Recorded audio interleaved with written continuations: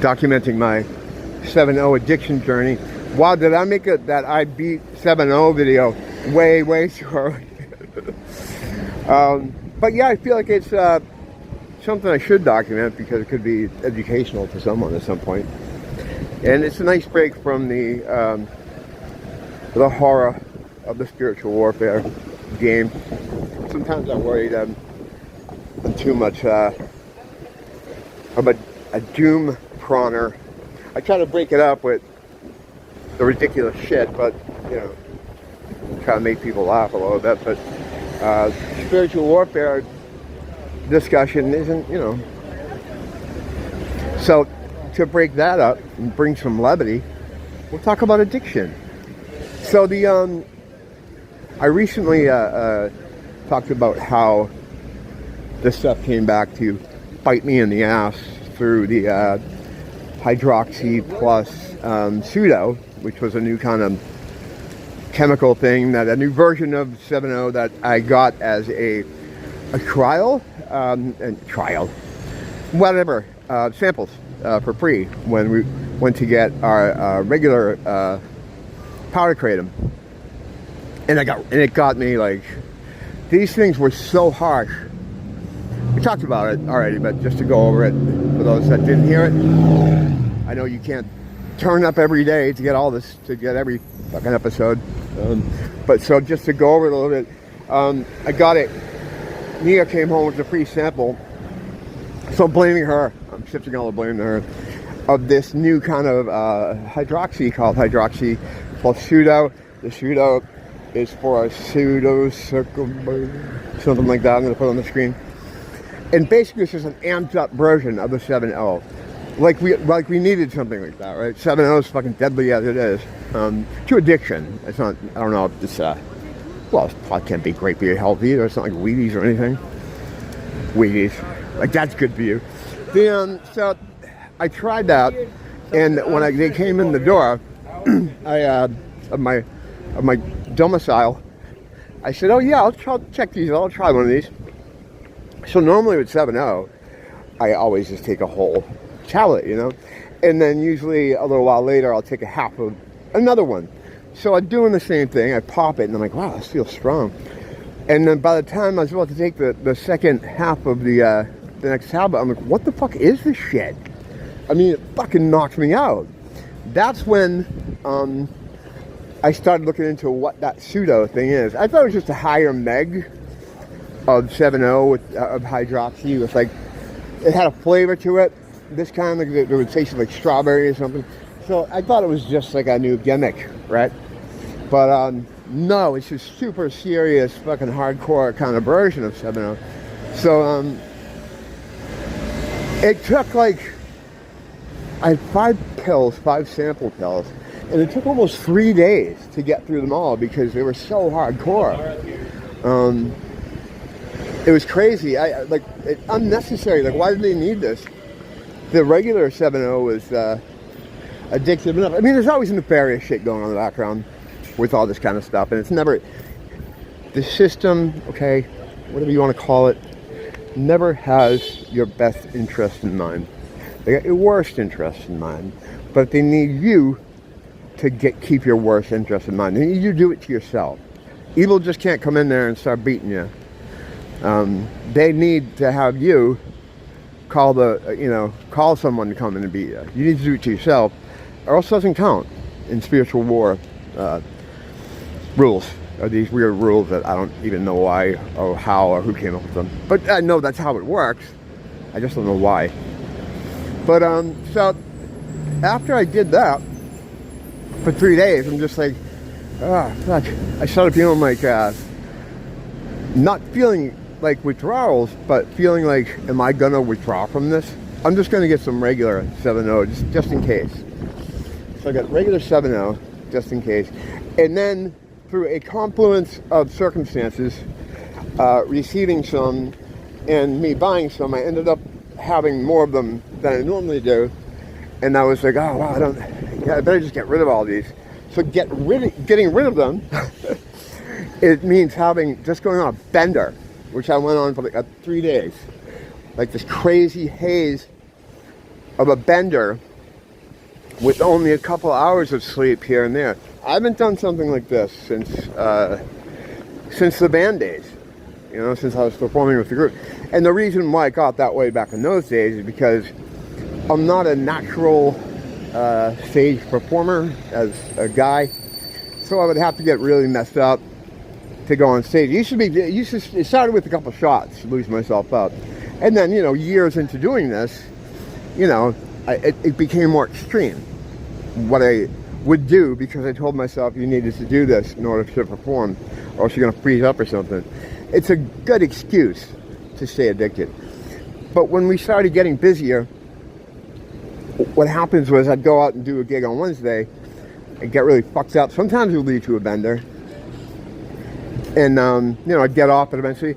But we were performing so much that the Wednesday, and then there was a Friday, and then we have a special thing over here on Monday, that one gig and one event, sometimes they weren't actual shows or things we had to show up for, whether it was some promotional thing or to talk to somebody or just to support another group. We were busy all the time. So it just became this haze of just always being messed up on various different things. This last, I don't know, 3 days with 7-0 was the first time I felt like that since then. Like, I'm on a fucking bender. You know, I'm just taking these like crazy. Not sleeping, you know, but not feeling the effects of not sleeping. Normally when I back in the day when I was doing a lot of cocaine stuff, when you don't sleep, you start to feel like shit, because that's your body saying you have to sleep, you know. But it wasn't I haven't felt like shit. I was just like fine with being awake. And Nia's like, you haven't slept in a long time, you need to sleep. I'm like, I don't know, I don't feel like I have to. I'm not like freaking out. Normally, if I don't get enough sleep, I just get real bitchy and my limbic system goes to shit and I start stumbling. But this wasn't the case. The 7-0 was running the show. It was running the show. So I don't know. I figured, well, I'm going to turn this over to 7-0. I haven't bothered God with that. He knows, obviously, what the fuck's going on. And I still talk to him every day like I do. But I'm ashamed to go to him and say, hey, and I really should say, help me out with this. He's tried to. He's done little subtle things to show me. Like when I got off it last week before the pseudo came in, I was like, oh God, I'm glad I stopped taking 7-0. I feel great. I was getting more productive. I was doing more stuff with the channel. I was getting things out quicker, because sometimes, you know, I just film footage when I come out here and then try to piece something together. But when I'm doing the heavy 7-0 thing, I just not in the mood to do anything like that. So it's a great way for Satan to shut me up. I know it might sound weird to people. Oh, you think Satan cares that you make YouTube videos? Yes, of course he does. If you don't know that, then you don't understand any of this. Why are you here? You know what I mean? It's like if you're doing anything anti-beast at all, he doesn't want you doing it. And he'll throw everything he can at you to stop you doing it. You're cut. You're cut in the system. White blood cells rush to fix the cut. And in this case, it's a spiritual cut. So yeah, it was being successful in keeping me away from just, you know, doing this. Which is, I mean, I know I don't talk to many people, but it's like putting a ripple out. You're dropping a pebble, you know, and then it ripples out, and maybe someone who happened to catch what I'm doing will find something, you know, valuable in what I'm saying, or they'll find something that reminds them of something, and that person may have more resources than I do. So I'm spreading anti-beast shit, you know. So of course he doesn't want that. And the thing about focus, everyone's like, oh, do you think he cares about you? Yes. Yeah, of course. You don't understand the consciousness of these beings are not like us. It's not like, oh, I'm making toast over here and trying to wash my clothes, I better not add another thing. No, their consciousness can be everywhere at once. For all intents and purposes, you have your own personal God, and unfortunately your own personal Satan there with you, watching what you do. You know, something I remember too, there's like someone was pointing out the Christ consciousness. I use that term a lot. That's like a new agey kind of thing. Like, we're all God. We're not all God. with a progeny, I believe, or the progeny of the divine, and maybe with something we'll be able to attain something like that someday, but we're not. Yeah, so I gotta be careful about terms I use, because sometimes it's using a hodgepodge of stuff, using a hodgepodge of, I'm gonna go into, Ross a second. Again, if I told you why I feel like I have to go into Ross right now, it would sound completely schizophrenic. So, yeah, but I gotta go into Ross right now. I'll get in a minute. It's not like you're fucking waiting here. Why do I always do that? Who gives a fuck how long I'll be in there? It doesn't matter to you. You're going to go into a time dilation vortex. I'm going to come back. It's going to seem like I never left. Good deed machine. It was one of those cases where if I didn't press it, nobody else is going to. It wasn't anything too crazy. I'm not going to get into it because I don't want to, I don't want to act like I'm a hero. But, I've been called a hero. I guess I'll just leave that for you to decide. There's a thing with the 7-0, like, it's not heavy enough, right, to get involved in the way that, at least I don't think, in the way I used to get involved with the, what am I saying? Should I just restart this whole thing? No, we're going to get together, we're going to power through this, we're going to keep going, okay? I'm trying to say it's not as bad as when I used to do like street drugs, or the M's or the 30s, the perk 30s.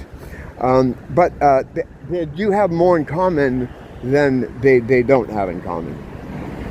I could easily see a situation where, like, I was just talking to the girls at the place this morning when I went to get another 10-pack.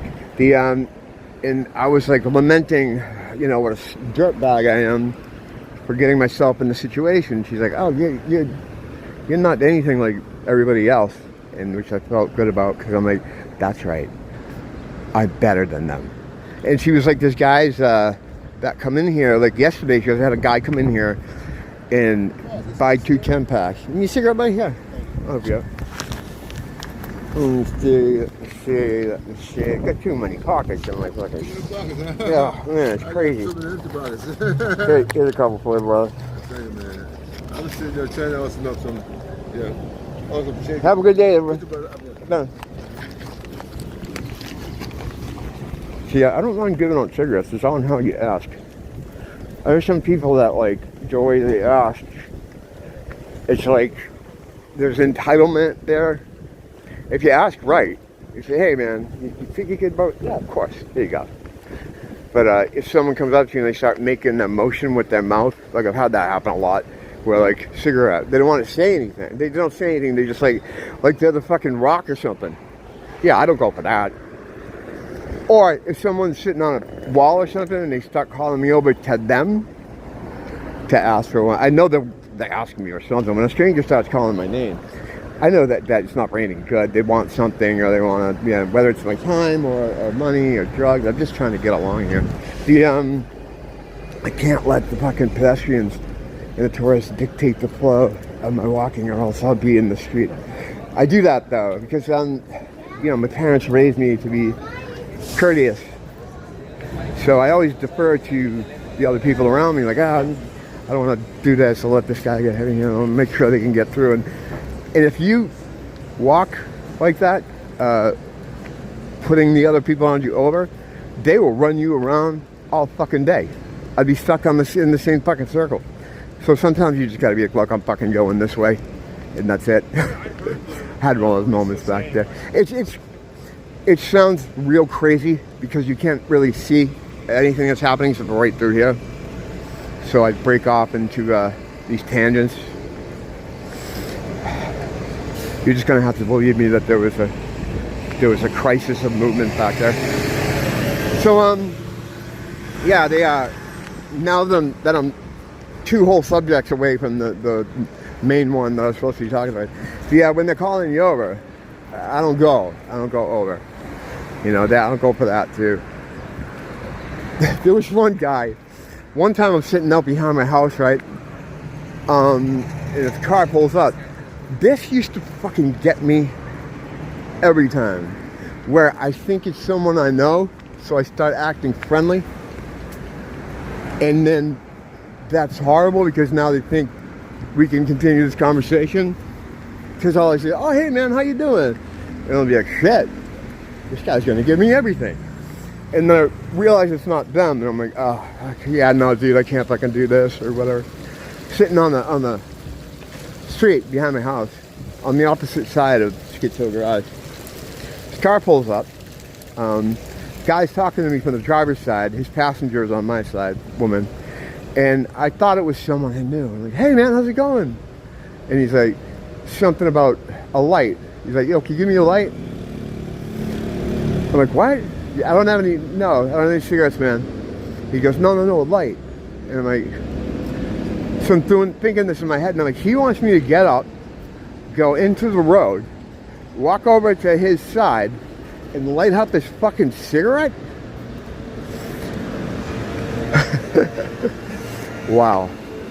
I'll let you imagine, what this driver looked like. And I'm like, I just started ignoring him. Like, no, man, I'm pretending like I don't know what he's talking about. Like, no, I just need a light. I want a light. And again, like, fuck him. I'm not getting up and going out into the street and fucking lighting his cigarette like a fucking slave. You know? You people are sensitive about that. Maybe you should lean and fucking stay away from me fucking acting that way. So, it got to a point where, like, he was getting angry. And I knew this was gonna, like, now he's gonna get out of the car, right? Any second. So I just stood up, walked behind his car across the street, went into Schizo Garage, to him yelling. That kind of shit is just fuck. Like, that scenario. Like, he wanted me to get out and walk. I explained it, what he wanted. And when I didn't do it, it got heated. And that's a common thing among all kinds of people. You know, whites, islanders, blacks, street mutant people, where they'll ask you to do something or they'll want something from you. Sometimes they want a cigarette. And if you don't acquiesce to them, suddenly you're put on a fucking meter, an aggression meter, that you have to get out of the area, or else it may end with hands. There's one girl in Chinatown, I remember asking me for a cigarette, and she's like all zonked out on something. Like, yo, give me a cigarette. I'm like, no, man, I don't have that many left. She comes up to my face and punches the fucking, I'm next to one of these kind of things, and it was like a sign, and she punches the fucking screen right next to my head, like, boom, little girl too. And I was like, holy shit. Still, you know, intimidation and violence, aggression, that's a way you're definitely not going to get anything from me. But all to say, that guy was cool. You know? And that's all I want. I just want to be cool with me. Hey, sir, could you give me a thing? Yeah, here you go, buddy. I know things are tough for you. So anyway, if I don't figure out the 7-0 situation, it's going to be me, where he was sitting, asking people for cigarettes. Nia would never let me get there. I mean, she's been through a lot of stuff with me. Like, I gotta credit her Korean tenacity, but not her Japanese elitism, for why she stuck with me so long. She favors her Korean side over her Japanese side. Anyway, God, talk about, like, loving your people. I've never seen I shouldn't even be talking about it. She can't defend herself. I had her on an episode the other day, but we do different things, you know. We usually only reconvene together at night, and we both had some kind of day, and we just want to chill out, lay in bed and fucking watch videos. That's what we usually do. But yeah, it's a cultural move, definitely. If she was like a someone like me, what am I calling here? Is this cross? I can't tell. No, I don't know. I can't tell. I think I just missed the whole thing, but I don't want to fucking chance it. People try to, as if they're trying to get a score with hitting people there. I'm not gonna bring up anything. So Yeah, the whole thing is, I think it's like a cultural thing, because if she was more like me, she wouldn't put up with the stuff that she put up with. Those people are tenacious, and when they get into a project, they're fucking, they have I don't know what I'm saying, but you understand at the same time, even though you don't know what I'm saying at the very same time, we all understand what I'm saying. So yeah, she's been with me through a lot of stuff, and she wouldn't let me get to that point, you know. So I have her as a last defense against me ending up on the street asking people for cigarettes. But that scenario, like, you know, I talk a lot about the homeless and the situation with them, and how they're not all the same. Like, there's some guys that are really trying to get their shit together, right? They're trying to get their shit together. And then there's guys that are just out here to bother people, right? Assholes. And then there are guys that don't want to get their shit together, but they're not bothering anybody. That's really the three tiers. The nomads is what the middle guys, I call them, because they're just nomadic. They just don't want to opt into the world, but they're not bothering anybody. These are the guys that have some kind of thing that they do, whether it's collecting cans, or I have a friend, Dale, that hangs out at these certain dumpsters near hotels where people going home from vacation will dump a lot of their stuff they don't want to take on the plane. And sometimes there's a lot of crazy shit, like expensive stuff, and sometimes it's bags of contraband. He said the best ones to hit, the best garbage dropper off areas to hit, are the ones at the airport. He said because people going through all this stuff and they're realizing they're about to get on a plane, and he said they just dump everything, you know. A lot of times it's different drugs, you know. So yeah, he's got that thing going on. I talked about Dale before quite a few times. I think I've had him on here. I think we walked around one day and he talked about stuff. I've never seen him bother anybody for anything. He's never asked me for anything. He's never said to me, hey, can I have a couple bucks? Or never. So he's the nomadic guys, and you got the street mutants that are just out here cause trouble, and then you have the homeless people that are just they got fucked over by their job, or some kind of situation, a jam they got in, where they're out of their house and they're trying to get in a new one by working programs, getting on lists, doing all that kind of stuff. And a lot of them, they're not, you know, although drugs and alcohol is a big problem, it's not for everybody. There are guys out here, not out here, these kind of people you normally don't see. There are people that are not doing any kind of drugs and want to get into a place, and they're just trying to navigate the system. So all homeless people aren't equal. So I want to just make that case, because sometimes I don't make that distinction.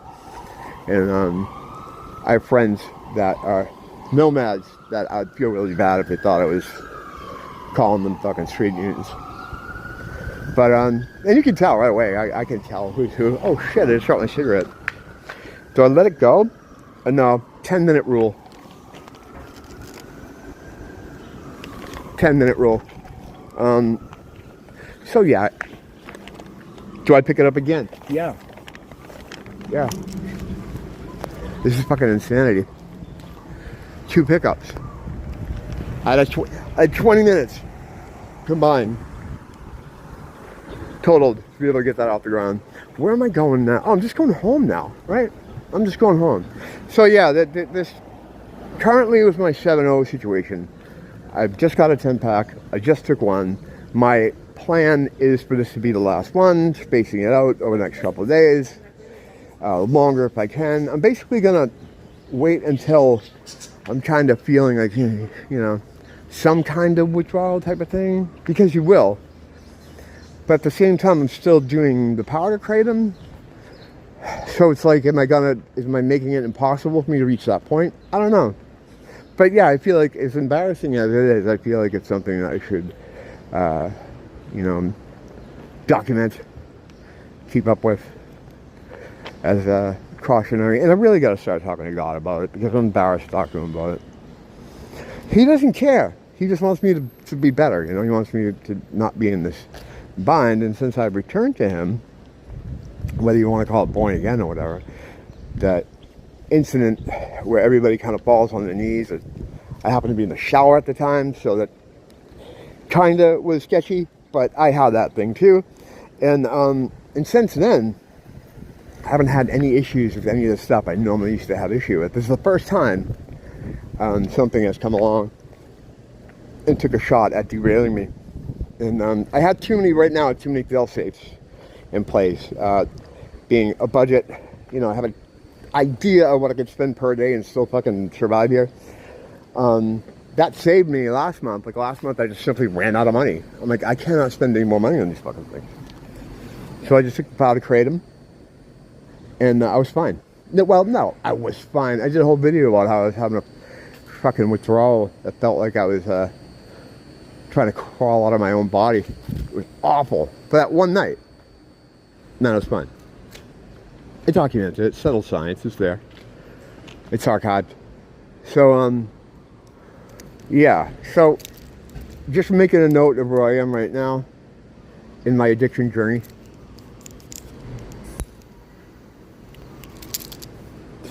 I wish I was doing this channel a long time ago, though. I don't wish. I never would have got any fucking episodes done. I was going to say, I wish I had a more substantial kind of addiction situation, because this is fucking stupid. I was just, before I got sidetracked by the guy with the cigarette, the girls this morning, I was lamenting that I can't believe I'm taking these things out. Like, you're doing nothing. I had a guy come in here yesterday, buy 2 packs for 10, and he was back at night.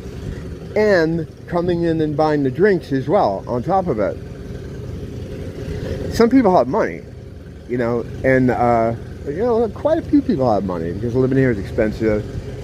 You got to have some kind of good situation with money to be able to live here. Unless the government's footing the bill as part of a military operation, which is also what's happening here. That's why sometimes you'll see me walk around and go, how the fuck did that guy get there? What's he doing there? That's what he's doing there. Yeah, so, there's that. But it's going all right. I got a good attitude toward this. I should really talk to God about it, because he'd probably clear some things up for me. I'm just stubborn. Me as Korean stubbornness kind of rubbed off on me. So I'm just like, I'm going to work this out. I don't want to have to talk to him about it. And he'd be glad to talk to me about it. In the way he talks, and the way we converse. Which is really just emotions and symbols and pictures in my head of facial expressions, just weird stuff, however you may have your conversations with God. Mine's not really a conversation, it's kind of a running dialogue where I'll just talk to him during the day. Oh, you see that? Oh, really sorry about that. I didn't mean to say GD, sorry. All stuff he normally doesn't care about, but I don't know. I feel the need to keep that channel open all the time, But yeah, that's it for now. I'm definitely going back out tonight. It's Saturday night. That's the best night for Demon Watch. Demon Watch 2000. Demon Watch 2020. Fucking loud. Jesus. Alright, well, thanks for dropping in. I'll see you guys soon, hopefully. Until next time. Don't blame the teacher, blame the school.